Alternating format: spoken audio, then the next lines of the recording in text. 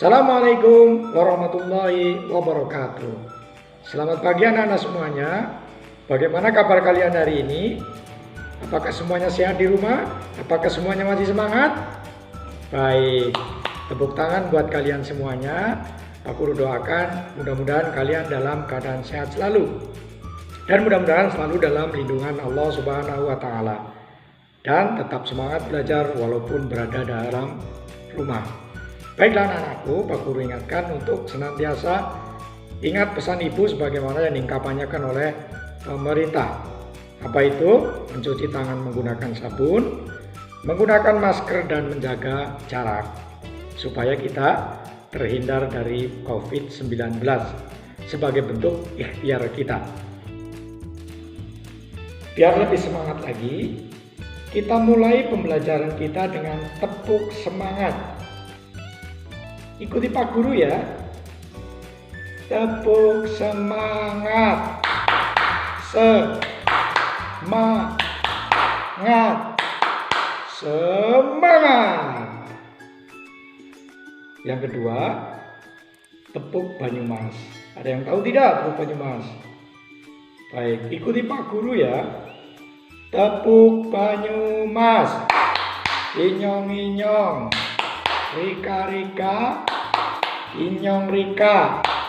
Wong Banyumas. Banyumas Satria. Banyumas Peter. Baiklah anak-anak sekalian, Pak Guru punya cerita nih. Waktu adzan duhur. Adzan duhur nih. Aku mau sholat. Kalau mau sholat biasanya apa yang dilakukan? Mencari air. Iya, pinter, mencari air. Untuk apa ya?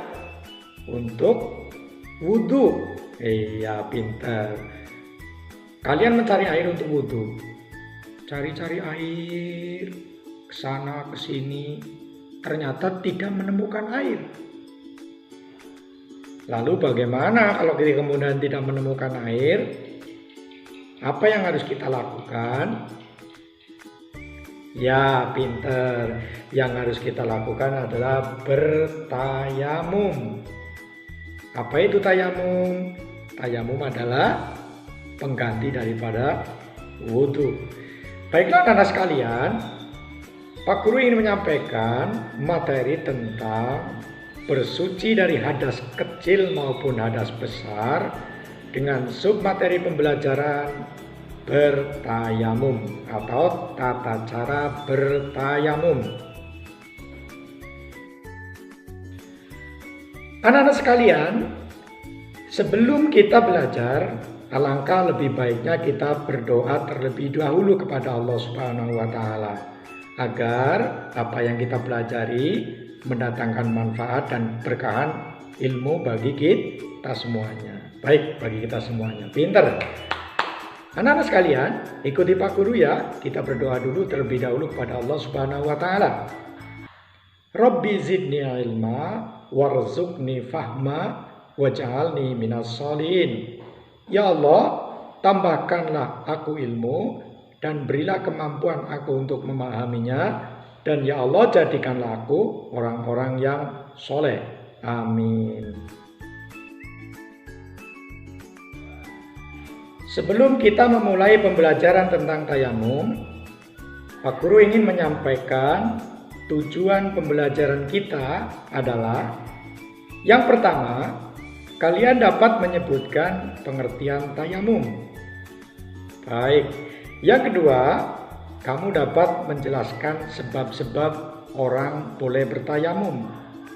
Oke, yang ketiga, kemudian kalian dapat menyebutkan syarat tayamum. Yang keempat adalah kalian dapat menyebutkan rukun tayamum. Kemudian yang kelima, kalian dapat menyebutkan sunnah-sunnahnya tayamum. Kemudian yang keenam, kalian dapat menyebutkan hal-hal apa saja yang dapat membatalkan tayamum. Dan yang ketujuh, yang tidak kalah pentingnya dari tujuan pembelajaran kita adalah kita dapat mempraktekkan bagaimana cara bertayamum yang baik dan benar. kita memasuki materi yang pertama, yaitu tentang pengertian tayamum. Apa sih tayamum itu? Ada yang sudah tahu belum? Wah, pinter. Bagi yang sudah tahu, berarti akan menambah tahu lagi. Bagi yang belum tahu, setelah pembelajaran ini wajib tahu. Tayamum adalah memindahkan debu suci ke wajah dan tangan sebagai pengganti wudhu atau mandi wajib. Pengertian yang kedua, tindakan atau perbuatan bersuci dari hadas kecil maupun hadas besar tanpa menggunakan air. Maksudnya adalah berarti menggunakan debu yang suci. Iya, pintar, debu yang suci, diingat ya. Jadi anak-anak sekalian, tayamum ini adalah merupakan keringanan yang diberikan oleh Allah Subhanahu wa taala kepada kaum muslim. Ya, dalam rangka memberikan keringanan apabila seseorang tidak menemukan air. Maka Allah beri keringanan dengan cara bertayamum menggunakan debu yang suci. Senang bukan? Luar biasa. Islam memberi solusi ya. Baik, walaupun tidak ada air, bukan berarti kita tidak beribadah. Tetapi kita tetap beribadah, hanya cara bersucinya adalah dengan cara bertayamum. Selanjutnya anak sekalian, perlu dicatat dan perlu diketahui, apa sih yang menyebabkan orang boleh bertayamum? Ada 6 alasan ya, 6 alasan yang membolehkan orang bertayamum. Yang pertama adalah tentu tidak ada air. Ya, sudah cari air ke sana, ke sini, kemana-mana, ternyata tidak menemukan air. Maka tayamum adalah menjadi solusi yang paling tepat untuk bersuci. Itu yang pertama ya, tidak ada air. Yang kedua apa anak-anak sekalian? Yang kedua adalah ada air. Iya, air ada. Tetapi air itu digunakan untuk sesuatu yang sangat penting dan jumlahnya sedikit. Contoh, ada air, ternyata air itu sedikit dan hanya kita gunakan untuk minum saja. Coba bayangkan kalau air yang sedikit hanya untuk minum saja masih kurang, kalau kita gunakan untuk berwudu, maka akan berakibat buruk terhadap kelangsungan hidup manusia. Maka alasan yang kedua atau sebab yang kedua, sekalipun ada air, maka tayamum tetap menjadi solusi. Kenapa? Karena airnya digunakan untuk hal yang sangat mendesak. Sebab yang ketiga anak-anak sekalian, yaitu adalah ada air tetapi suhunya sangat dingin. Dingin sekali. Baik, mungkin kalau di Indonesia tidak sampai ya terjadi suhu yang sangat ekstrim. Tetapi bisa terjadi mungkin di suatu saat nanti atau di lain tempat ketika kamu pergi ke luar negeri, kamu berada di satu tempat yang suhu airnya sangat dingin. Mungkin minus 50 derajat Celcius. Dingin sekali. Dan kemudian orang itu punya alergi, kalau kena dingin mungkin gatel-gatel atau sakit dan lain sebagainya. Maka sekalipun ada air, dalam kondisi seperti ini, tayamum tetap menjadi alternatif bersuci. Sebab yang keempat anak-anak sekalian, ada air tetapi air itu sangat jauh keberadaannya. Sehingga kalau kita berusaha mengambil air itu akan membutuhkan waktu yang sangat lama.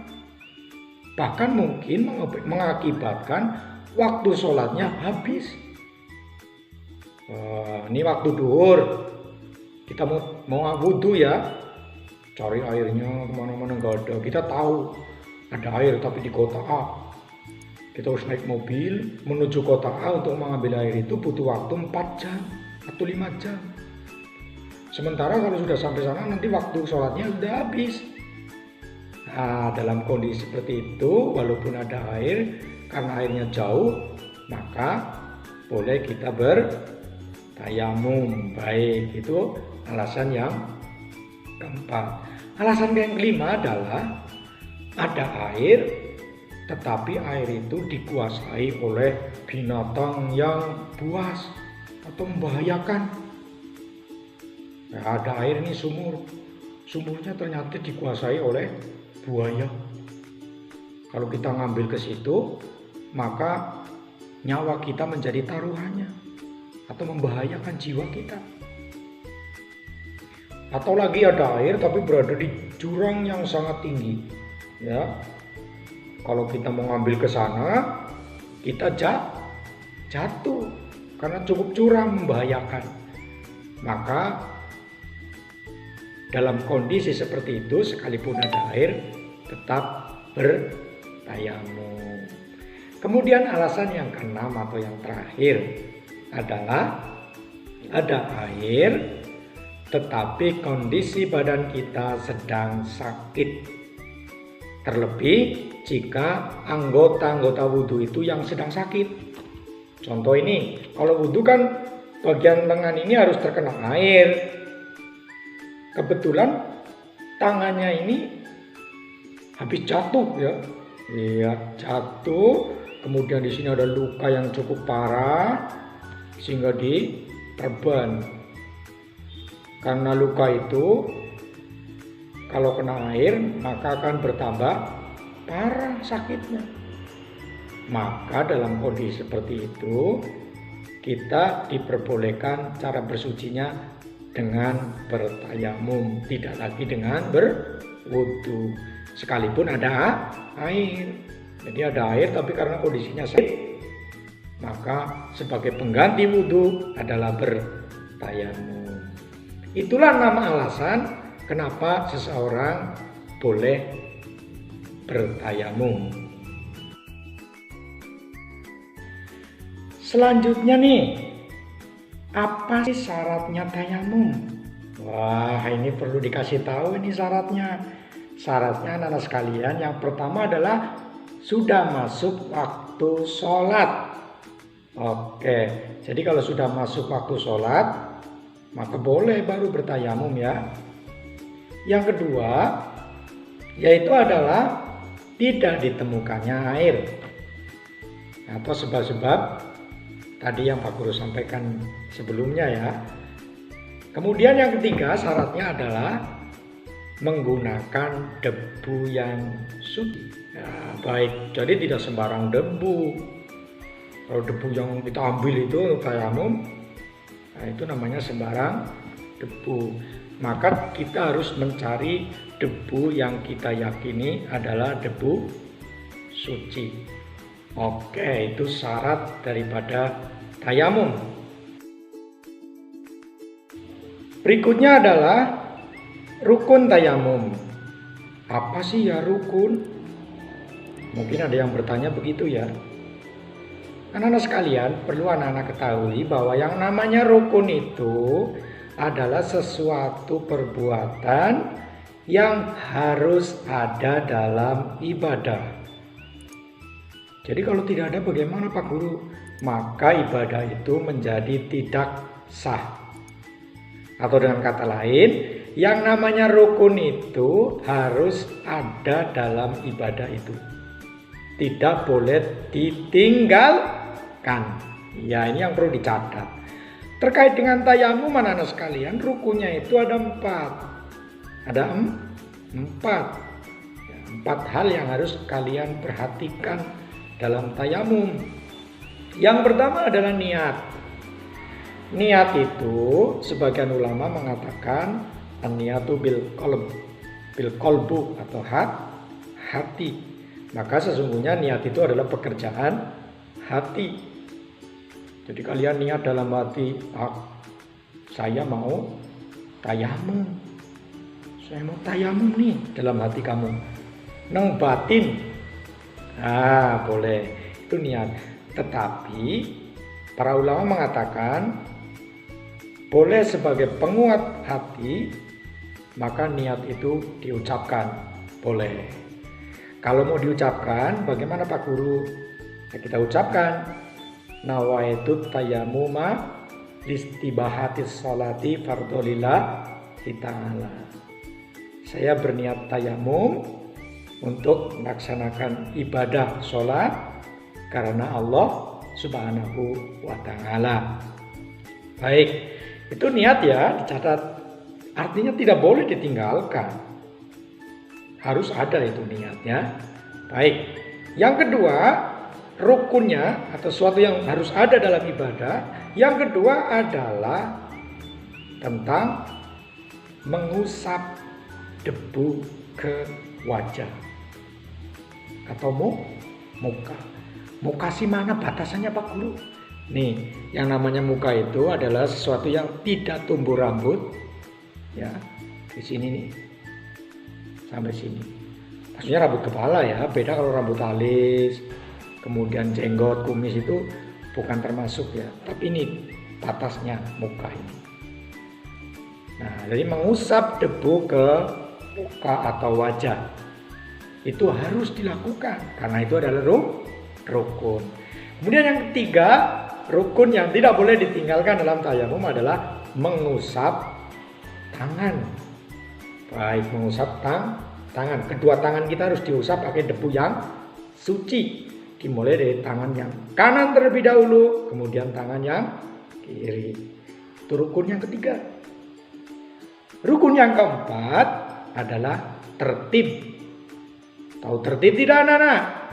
Tahu ya, masa nggak tahu. Tertib itu artinya urut, berurutan. Niat, muka, mengusap muka dengan debu, kemudian mengusap lengan atau tangan dengan debu. Itu harus tertib, harus urut. Paham tidak? Paham ya? Kalau tadi tentang rukun tayamum, sekarang sunnah tayamum. Sudah tahu belum sunnah tayamum? Baik, ternyata sudah ada yang tahu ya. Oke, mungkin ada beberapa yang belum paham atau belum tahu tentang sunnah tayamum. Apa sih sunnah tayamum? Sunnah tayamum setidak-tidaknya ada 5. Ada 5 hal. Baik, yang pertama itu adalah membaca basmalah. Bismillahirrahmanirrahim. Sesuatu perbuatan yang baik, maka awalilah dengan membaca basmalah atau menyebut nama Allah. Itu sunnah yang pertama.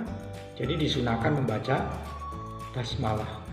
Kemudian yang kedua adalah meniup atau meringankan debu yang ada di telapak tangan kita. Jadi nanti kalau sudah ngambil debu itu sunahnya untuk diringankan, ya, diringankan dengan cara ditepuk atau ditiup. Jadi tidak ngambil langsung diusap, enggak, tapi diringankan terlebih dahulu atau ditiup. Itu sunnah yang kedua. Sunnah yang ketiga adalah mendahulukan anggota yang paling kanan. Oh, kita sudah tahu ya, kalau kebaikan maka kananmu mulai terlebih dahulu. Ya, itu sudah lazim kita gunakan dalam kehidupan sehari-hari.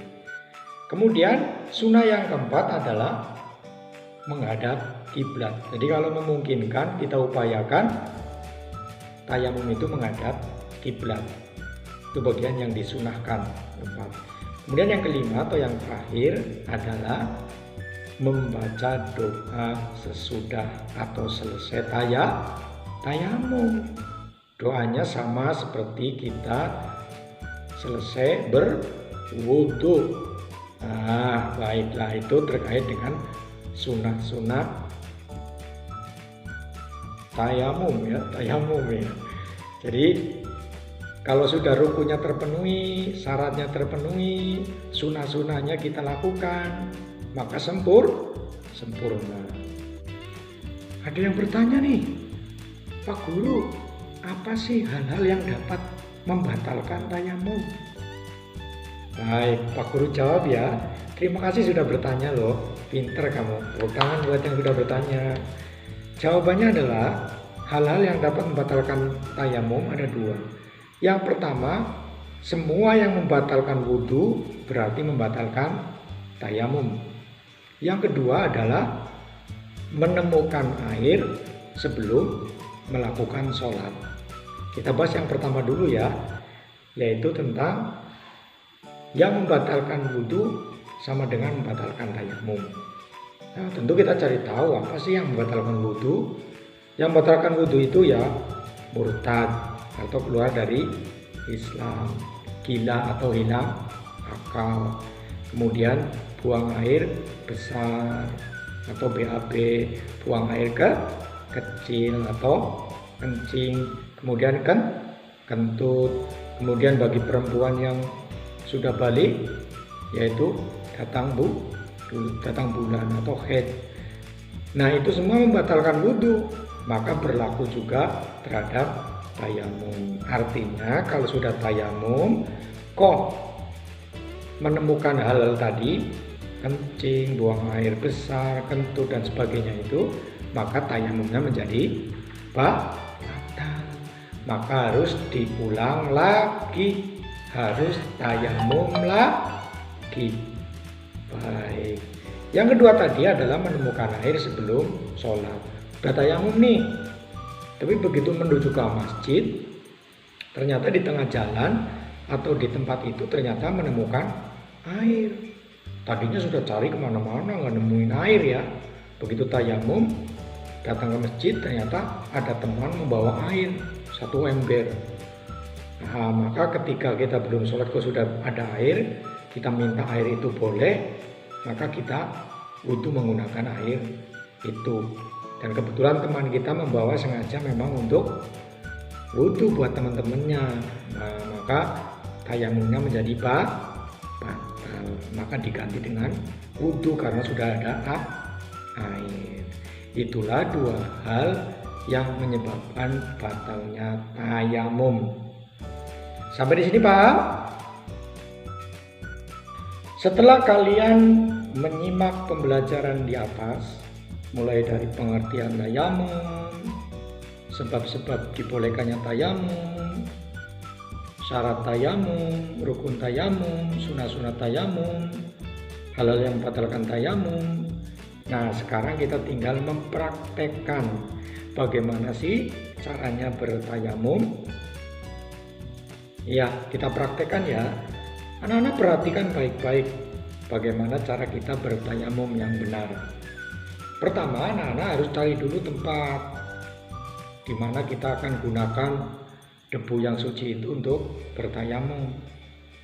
Ya, misalkan ini Pak Guru sudah tentukan ini jendela, ya, atau tempat yang Pak Guru anggap suci debunya, bisa jendela, bisa tembok atau lain sebagainya. Kalau sudah menentukan tempat, maka yang kedua adalah pastikan kedua lengan tangan kita terbuka seperti ini ya. Jadi kalau ada jam di sini tuh, ini Pak Guru kebetulan tadi pakai jam. Ya. Kalau sudah pakai jam begini, maka sebelum kita tayamum, jam harus dilepas terlebih dahulu. Kemudian kalau ada gelang, ada cincin-cincin, itu alangkah baiknya kita lepas terlebih dahulu. Kalau kemudian kita menggunakan baju lengan panjang, maka kita sing-singkan terlebih dahulu sampai dengan siku tangan kita terlihat. Kedua siku kita terlihat. Nah, kalau sudah begini, maka berarti kita sudah siap untuk bertayamum. Berikutnya kita usahakan menghadap ke kiblat. Ya, menghadap ke kiblat. Setelah sudah menghadap ke kiblat, kita awali dengan membaca bismillah terlebih dahulu. Bismillahirrahmanirrahim. Kemudian niat bertayamum untuk menunaikan sholat fardu karena Allah Subhanahu wa taala. Nah, itu tayamuma listibihati sholati fardulillah ta'ala. Nah, setelah itu kemudian kita letakkan kedua telapak tangan kita di tempat yang akan kita ambil debunya, ya, seperti ini. Kita letakkan. Setelah kita letakkan, untuk kita tempelkan satu kali. Kemudian kita ringankan debu yang ada di sini dengan cara mengetok seperti ini, boleh, atau boleh ditiup.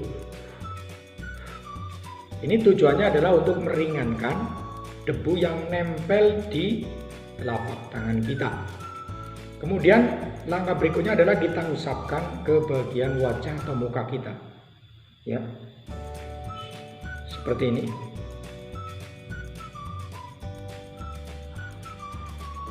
Kemudian yang berikutnya adalah kita ambil lagi debu. Kalau tadi di sini, mungkin sekarang di bawahnya, ya, ambil tempat yang berbeda. Kemudian kita ringankan kembali atau boleh ditiup. Kemudian kita usapkan ke dua tangan atau lengan kita. Dimulai dari tangan yang paling kanan terlebih dahulu, seperti ini. Usap sampai bawah, kemudian ke depan seperti ini. Kemudian tinggal yang tangan sebelah kiri, kita mulai dari ujung bagian belakang sampai bawah, kemudian kita putar ke bagian depan juga sampai ujung seperti ini. Kemudian kita kaitkan kedua tangan jari-jari kita. Selesai. Hanya masing-masing satu kali usapan. Wajah satu kali, ini juga satu kali ya. Jadi tidak perlu 3 kali. Dan tidak ada mengusap kaki atau mengusap rambut, telinga, nggak perlu. Cukup wajah dan kedua tangan kita, dari yang kanan dulu satu kali, kemudian yang kiri. Setelah itu kemudian kita berdoa kepada Allah Subhanahu wa Ta'ala dengan membaca doa sebagaimana kita berdoa setelah berwudu. Asyhadu an la ilaha illallah wahdahu la syarikalah wa asyhadu anna Muhammadan abduhu wa rasuluh. Allahumma ij'alni minat tawabina waj'alni minal mutatahhirin waj'alni min ibadika sholihin. Maka selesailah cara kita bertayamum. Setelah itu baru kemudian kita bergegas menuju musola atau masjid atau menuju tempat sholat yang sudah kita sediakan untuk menunaikan ibadah sholat. Satu kali tayamum adalah untuk satu kali waktu sholat fardu.